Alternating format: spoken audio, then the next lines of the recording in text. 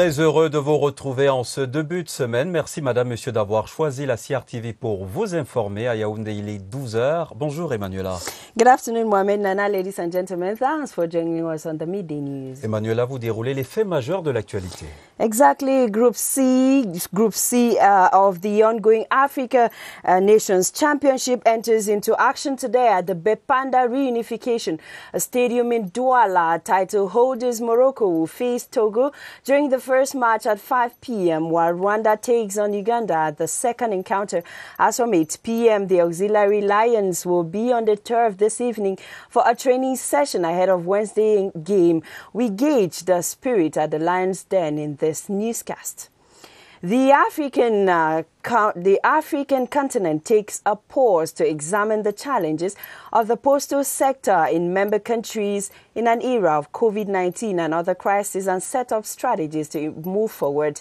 The Pan-African Post Day is observed on the theme Building Resilience in Times of Crisis and is being observed in Yaoundé via video conferencing. On our feature page, we take you to Mali, a West African country that is part of Group A teams at the ongoing African Nations Championship in Yaoundé. The country is reputed for its rich cultural diversity with music, folklore and dance. True unifying factors. Mali, as seen by Rose Mojonge, will be at the close of this newscast. And those are our latest stories.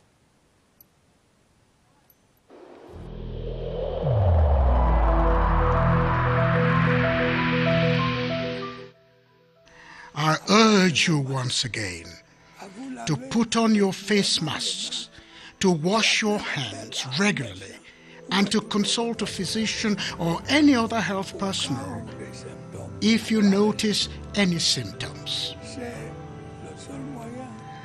This is the only way to save lives and to curb the spread of the virus.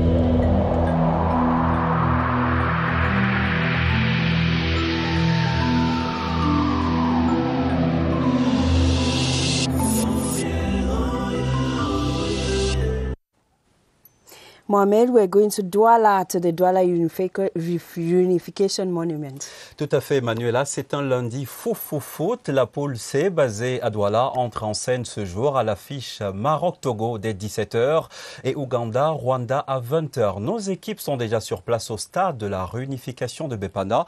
Sur l'ambiance d'avant-match, retrouvons Joseph Gouetamandeng, un de nos envoyés spéciaux. Bonjour, Joseph.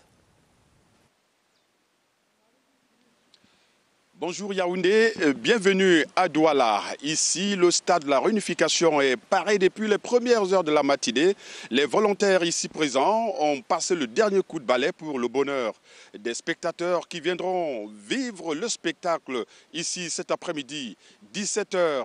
Maroc contre Togo, une affiche assez particulière avec d'un côté le Maroc, le tenant du titre qui avait cartonné en 2018 en remportant presque toutes ses rencontres. On a vu ce Maroc gagner le Nigeria en finale 4-0. C'est ce Maroc qui viendra cet après-midi face au Togo qui vient pour la toute première fois dans cette compétition depuis sa création. Alors, sur le papier, normalement, le Maroc devrait en faire une bouchée, mais avec le nivellement des valeurs, tout pourrait arriver puisque la balle est ronde. Déjà, Douala s'est réveillé ce matin avec son climat habituel. Le public attend impatiemment cette rencontre. La toute première pour le compte de la poule C ici au stade de la réunification à Douala. Michel Koumam, Joseph Gouetamandeng, CHAN Total Cameroun 2020 au stade de la réunification pour la CRTV. Merci mon cher Joseph. Les Lions à prime ont pris le temps de digérer la proie zimbabwéenne à la première journée, vainqueur 1-0. Ils affrontent le Mali à la deuxième journée prévue mercredi, de quoi aiguiser leur appétit. Une séance d'entraînement est prévue cet après-midi à 17h. Évariste Eyenga était dans leur tanière ce matin, il les a vus se réveiller. Bonjour Évariste, vous dites que les Lions à prime ont entamé la journée par une routine. Bonjour, c'est bien cela, c'est par une activité de routine que les Lions à prime ont débuté cette matinée du 18 janvier 2021 c'est le petit déjeuner. Comme vous pouvez le voir tout juste derrière moi, les 33 joueurs, plus le staff technique, les responsables de la sécurité, les responsables médicaux également de cette équipe, tous ont repris des forces ici après la séance d'entraînement d'hier soir. Mais en marge de ce petit déjeuner, ceux qui ont remporté le match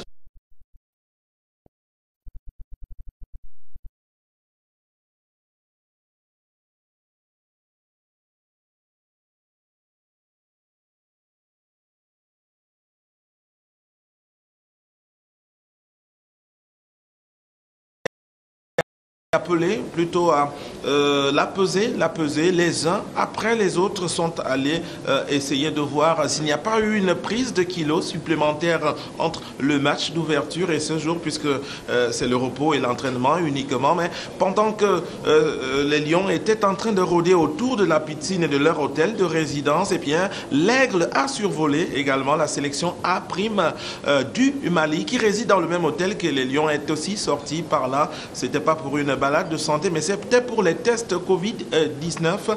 Les Aigles du Mali qui sont l'adversaire le prochain du Cameroun mercredi prochain, logent dans le même hôtel que les Camerounais. Le programme de cette journée prévoit l'après-midi une séance d'entraînement à 17h au stade annexe B du complexe sportif Paul Biya, c'est à Olembe.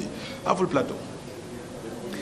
Merci. Et dans les poules A et B, belle entame de compétition pour le Cameroun, le Mali et la République démocratique du Congo qui totalisent chacun 3 points.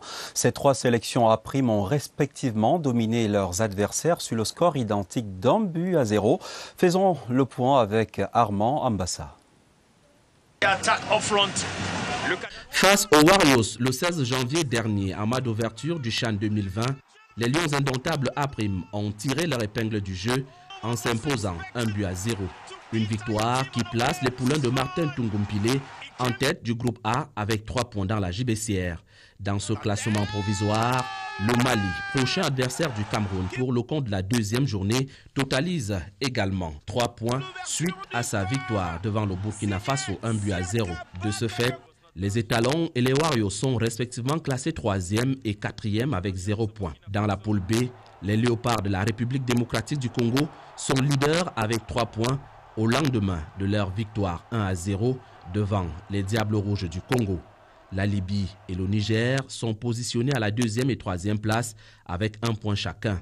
Au bas de ce tableau, le Congo occupe la dernière place avec 0 point. La 2e journée qui démarre ce mercredi dans ces poules A et B s'annonce donc décisive. Et à Limbe, dans le sud-ouest, les 4 équipes de la poule D rentrent demain dans la compétition. Depuis ce matin, les joueurs et les encadreurs se soumettent à la traditionnelle conférence de presse d'avant-match.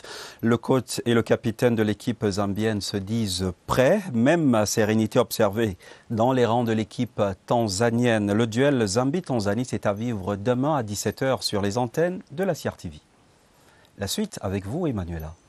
Yes, Mohamed, we go over to Douala, where ours are dying to minute as Pool C teams get set to stage their first games at the ongoing CHAN at the Douala Reunification Stadium.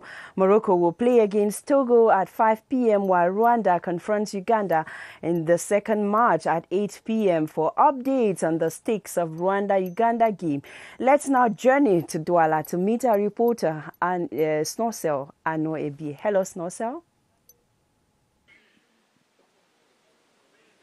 Hello Yaoundé, you are warmly welcome to the completely transformed and refurbished Unification Stadium in Douala that is playing host to Pool C games of the ongoing CHAN competition. Later tonight at 8 p.m. we'll have the second encounter here between well-known neighbors Rwanda and Uganda. Uganda is just coming out of a presidential election, while Rwanda is reputed for its breathtaking infrastructure projects.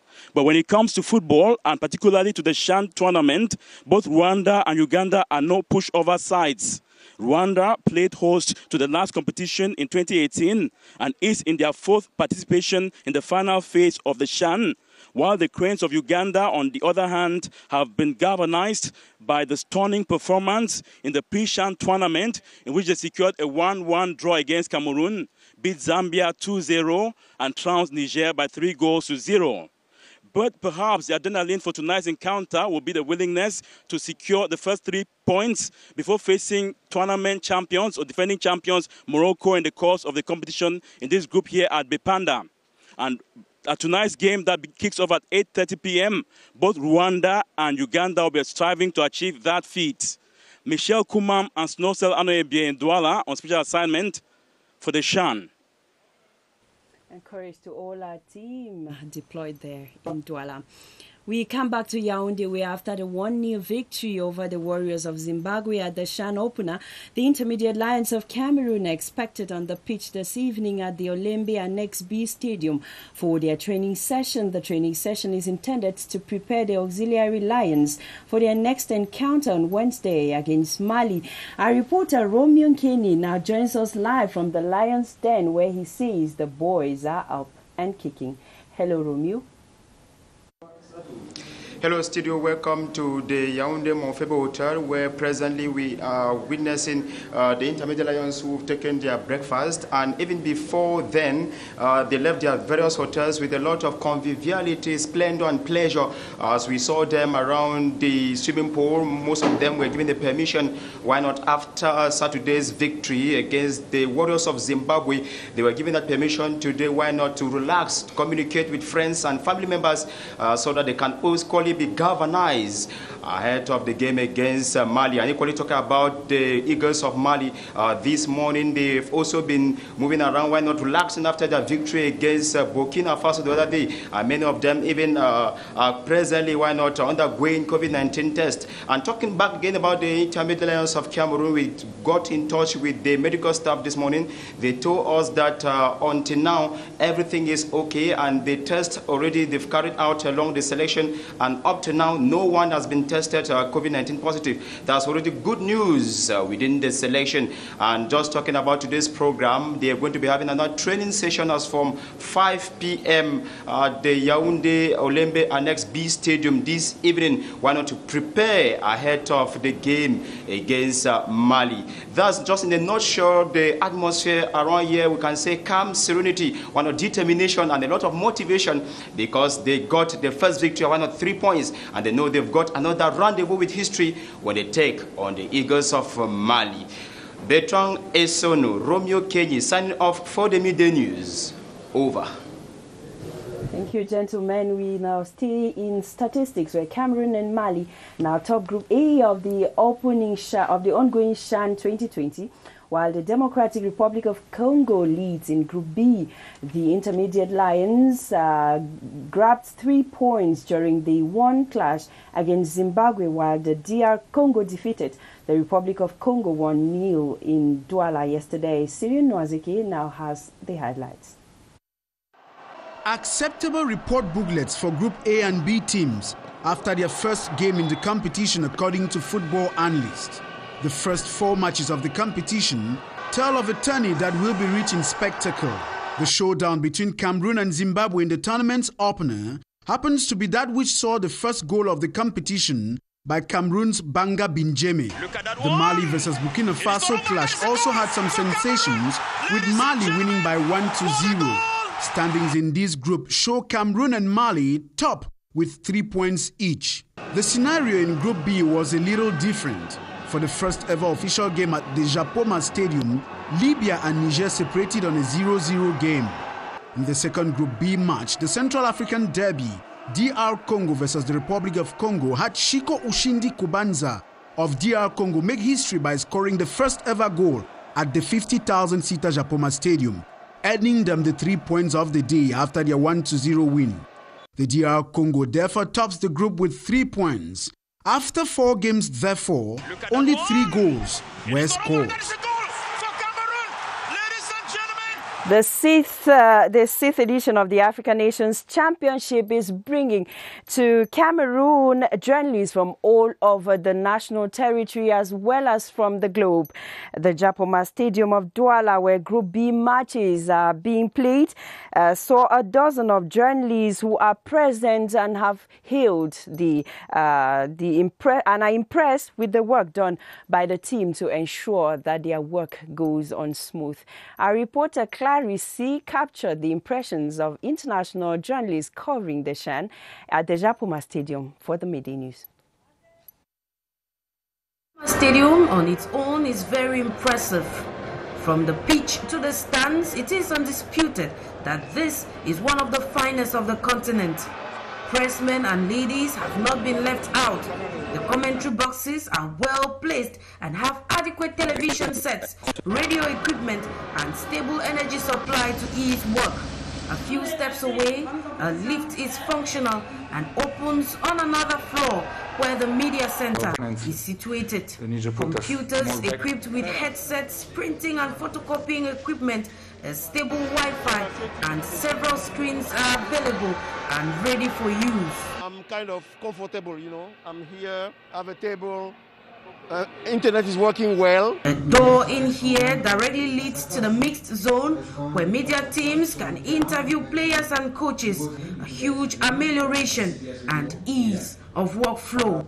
The African Nations Championship is being played not only on the pitch but also in the media where speed and accuracy win the hearts of the fans. Sécurité maximale au Chan, les malfrats n'ont qu'à bien se tenir. Les autorités locales de la ville de Douala sont déterminées à brandir le carton rouge à ces malfrats et autres fauteurs de troubles. L'un d'eux a été appréhendé à l'entrée du stade Japoma. Même détermination sur le terrain de la lutte contre le Covid-19. Quelques clichés avec l'une de nos envoyées spéciales à Douala, Lolita Biloa. Pour cet individu, la compétition s'arrête ici. Et c'est 1-0 pour les forces de maintien de l'ordre. L'homme autour du mat, c'est bien la police.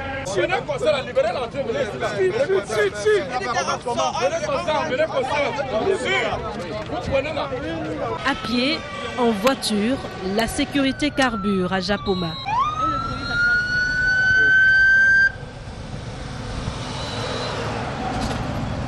Quatre cabanes de groupes électrogènes pour assurer le relais de la société en charge de l'électricité. La sécurité sanitaire entend également remporter la partie face au Covid-19. Il faut surprendre le virus jusque dans les coins insoupçonnés.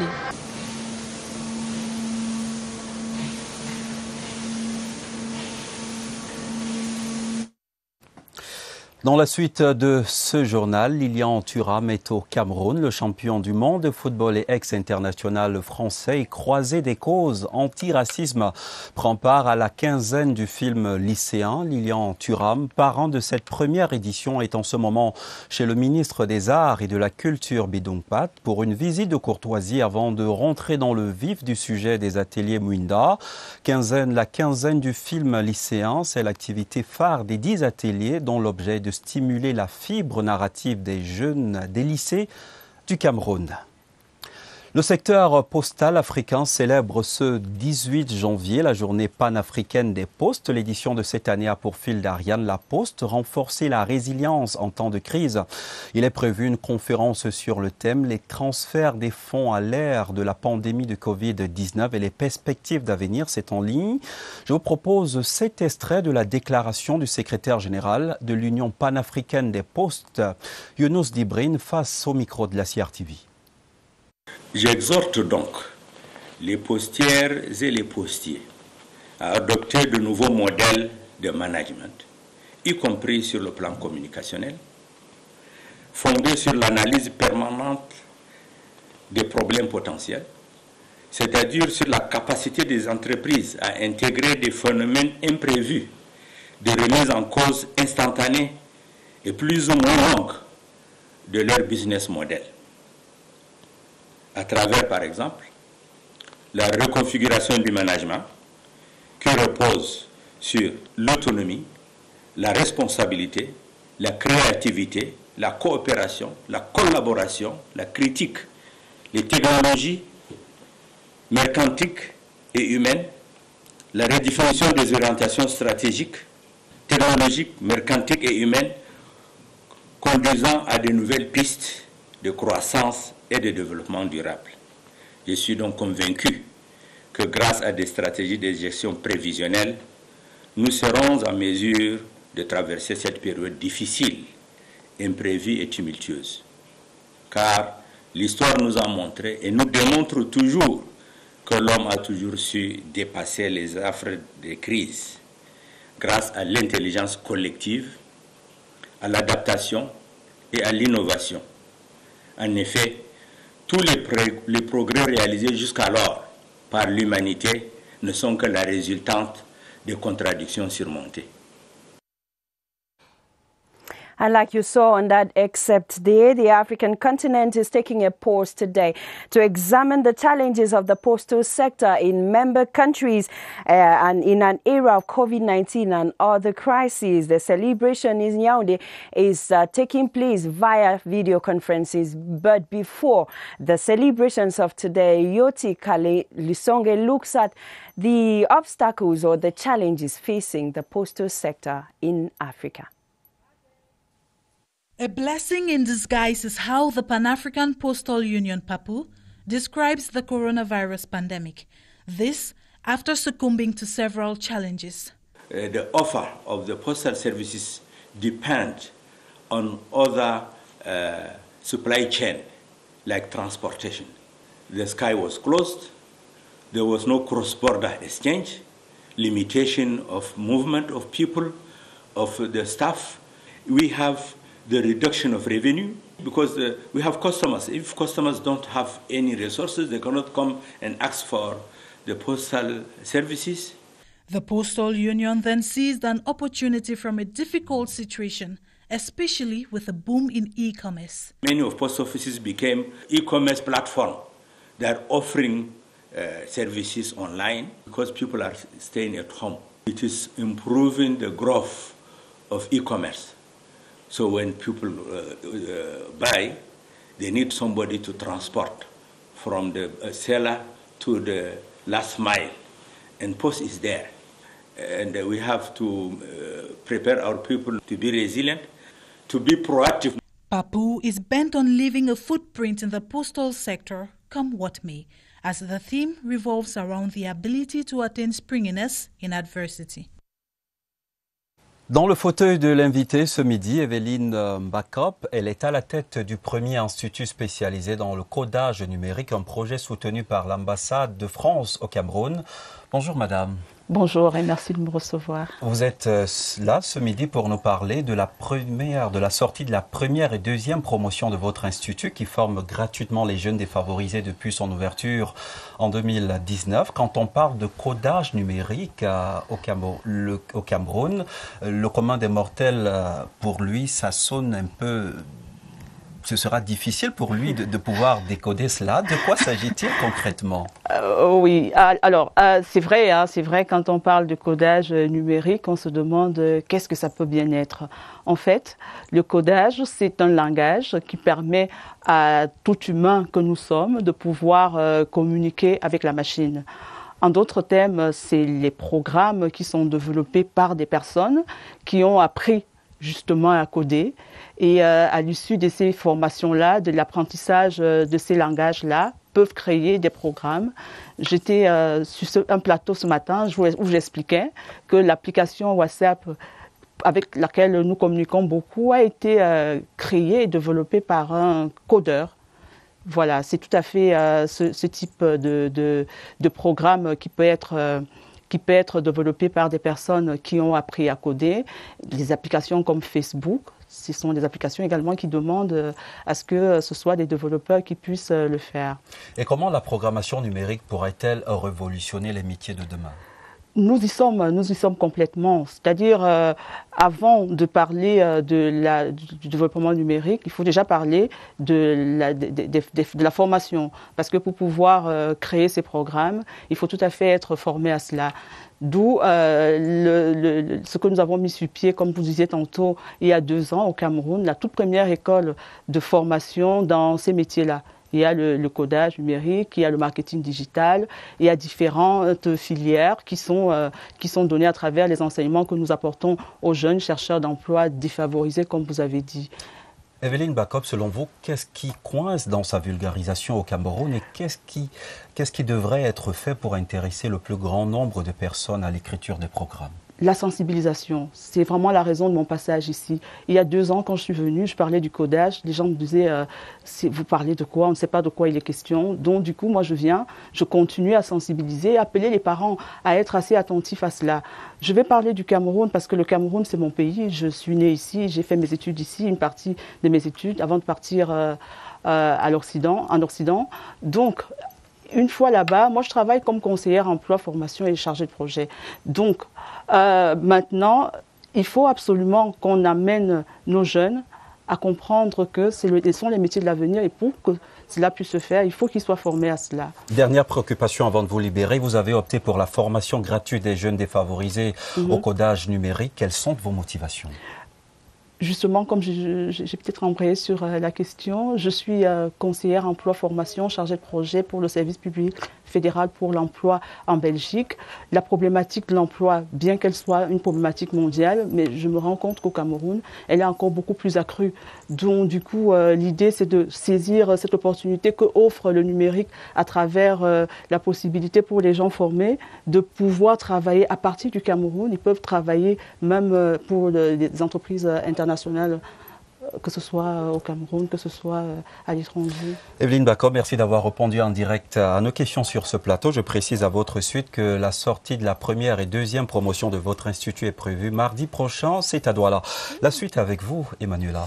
We're going back to Garoua Boulay in the east region of Cameroon, where food items worth 7 million CFA francs have been offered to truck drivers who have been stranded in that part of the country due to the crisis in the Central African Republic. Through the donation, members of the Cameroon Land Freight Transporters Trade Union wants to ease their burden on the truck drivers. As you tell us, Ewane Pole on special assignment.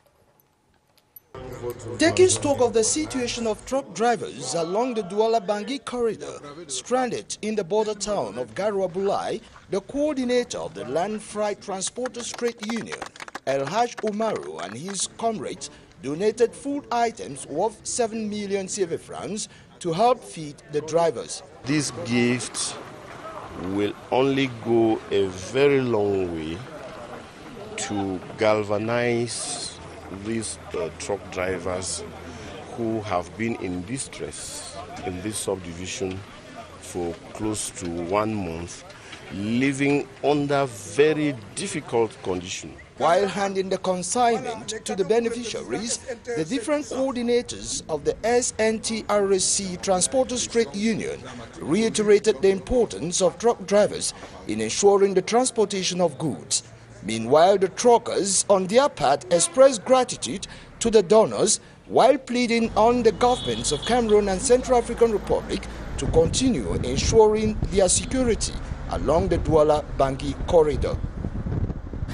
Nous vous le disions à l'entame de ce journal, le Cameroun affronte le Mali mercredi prochain dans le cadre de la 2e journée du Chan, un prétexte tout trouvé pour une immersion dans la culture malienne, ses rites, ses us et coutumes.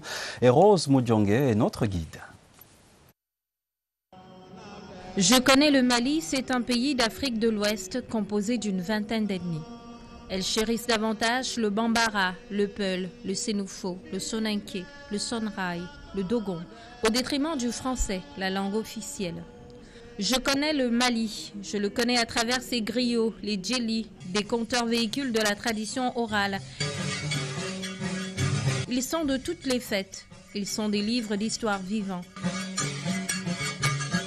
D'ailleurs, l'un de ses plus grands défenseurs fut Amadou Hampâté-Bâ, l'écrivain et ethnologue qui prononça ses paroles de sagesse lors du conseil exécutif de l'UNESCO entre 1962 et 1970. En Afrique, quand un vieillard meurt, c'est une bibliothèque qui brûle. Une fièvre l'empêche de fois se lever. Alors donc, il est tout et rien. Oumou Amar Traoré, la romancière et féministe, Moussa Konaté, l'écrivain, font également partie de cette lignée. Je connais le Mali à travers le bogolan, son pagne traditionnel, la toile, filet tissé et trempé dans une décoction de feuilles. Ce tissu à qui on attribue des pouvoirs de protection est une étoffe de grandes occasions. Je connais le Mali et ses sociétés secrètes, ses mots, ses rites de pêche, son espace culturel du Yaral et du Dégal, consacré par l'UNESCO comme patrimoine culturel immatériel de l'humanité. ainsi que le Mali et sa cuisine élaborée avec des céréales, mil, riz, sorgho et des herbes sauvages, fakoy, la tchéké, banane plantain frit, plat de fête, le foutou d'igname, etc., etc. Je connais le Mali et ses grandes voix de la chanson, Salif Keita, Mori Kanté, Amadou et Mariam, Oumou Sangaré. Je connais le Mali, je rêve d'y aller.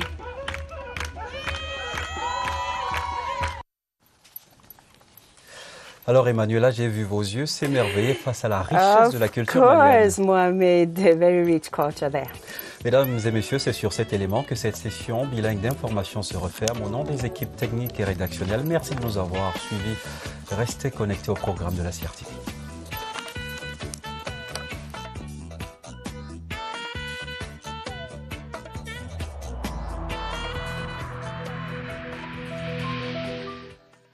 Je vous exhorte de nouveau à porter vos masques, à vous laver régulièrement les mains et à faire appel à un médecin ou à tout autre personnel de santé au cas où des symptômes apparaissent.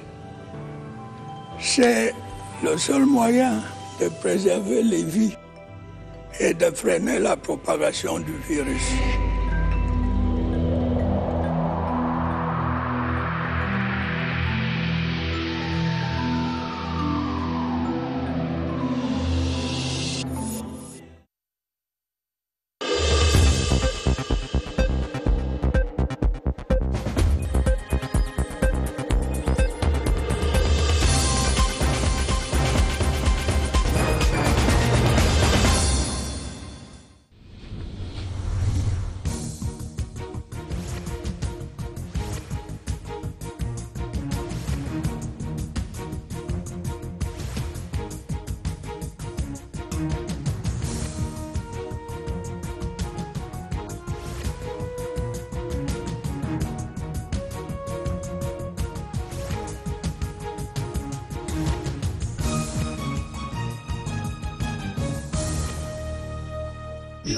CRTV News, ici